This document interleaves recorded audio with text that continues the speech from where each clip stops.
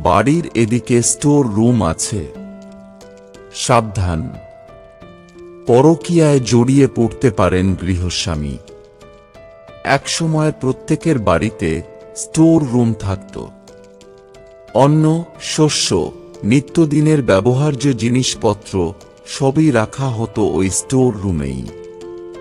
কিন্তু বর্তমানে ফ্ল্যাটের প্রচলন বেড়ে যাওয়ায় রান্নাঘরেই মজুত রাখা হয় অন্ন, শস্য ইত্যাদি ব্যবহার্য সামগ্রী।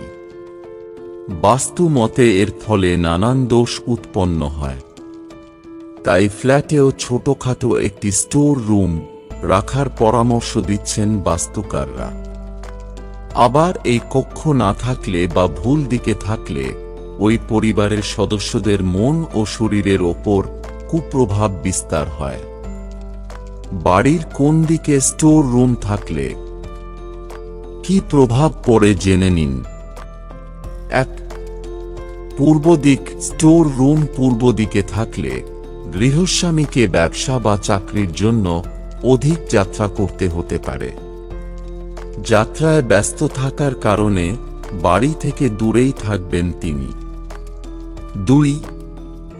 দক্ষিণ দিক। এদিকে স্টোর রুম থাকলে পরিবারের সদস্যদের মধ্যে পারস্পরিক মতভেদ ও ভুল বোঝাবুঝি হয়ে থাকে।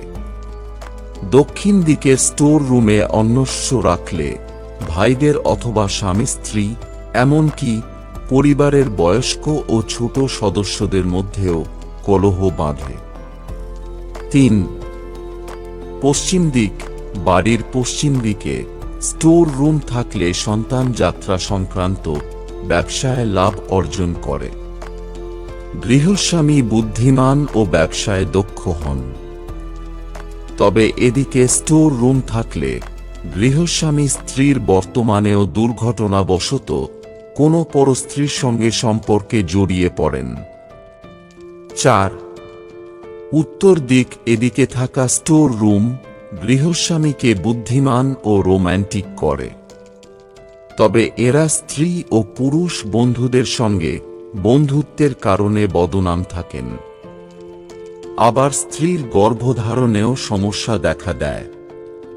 কোন দিকে স্টোর রুম হওয়া উচিত? 1. উত্তর পশ্চিম দিকটি অন্নশস্য মজুত রাখার জন্য শুভ। আবার স্টোর রুমে পুজোর স্থান হলে তা অত্যন্ত শুভ। সেই বাড়িতে বসবাসকারীরা আর্থিক দিক দিয়ে সম্পন্ন থাকেন এবং মানসম্মান লাভ করেন। 2. বৈঠকখানার সঙ্গে স্টোর রুম যুক্ত থাকলে সেই পরিবারের সদস্যরা বুদ্ধিমান হন। এরা লেখক ও ব্যবসায়ী হয়ে থাকেন। ব্যবসায় লাভ অর্জন করেন তারা। গৃহস্বামী সাত্ত্বিক, গুণী ও ভালো মানুষ হন। মহিলা বন্ধুদের সহযোগিতা লাভ করেন এমন বাড়িতে বসবাসকারীরা। 3. বাড়ির রান্নাঘরে বা রান্নাঘরের সঙ্গে যুক্ত ঘরে অন্ন, শস্য রাখা হলে গৃহস্বামীকে অর্থ উপার্জনের জন্য অধিক পরিশ্রম করতে হয়। ভবিষ্যতের জন্য সঞ্চয় করা সম্ভব হয় না। 4.